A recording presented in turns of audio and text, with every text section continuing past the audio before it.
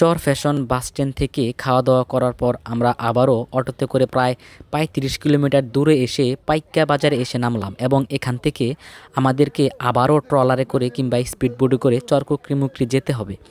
তো দেখতে পাচ্ছেন সবাই কিন্তু আবারও যাওয়ার জন্য প্রস্তুত আছে, এখন ট্রলারের অপেক্ষায় আছি আমরা। তো ট্রলার আসার পরে আমরা সবাই ট্রলারে উঠে বসলাম। এখানে অনেক চাপাচাপি করে বসতে হলো, কারণ সবাই ট্রলারে যাতায়াত করে, এই জায়গার সকল লোকই ট্রলারে যাতায়াত করে। তো দেখতে পাচ্ছেন ট্রলার কিন্তু যাচ্ছে এবং আমি উপরে উঠে এসেছি আপনাদেরকে ভিউ দেখানোর জন্য।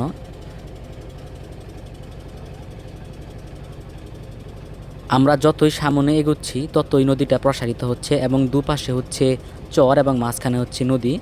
তো আমরা কেবলমাত্র শুরু করেছি, আমি আপনাদেরকে চারদিকে ঘুরে দেখাই। দেখতে পাচ্ছেন ছাদের উপরেও কিন্তু অনেক লোক বসে আছে এবং নৌকার সামনেও কিন্তু অনেক লোক বসে আছে, ভিতরে কিন্তু অনেক চাপাচাপি করে লোক বসে আছে। এখানকার মানুষ নৌকা দিয়ে যাতায়াত করে, এই জন্য আর কি এক নৌকাতে করে আর কি সবাই যাওয়ার চেষ্টা করে। এখান থেকে চরকুকরিমুকরি ভাড়া হচ্ছে প্রতিজন 200 টাকা করে।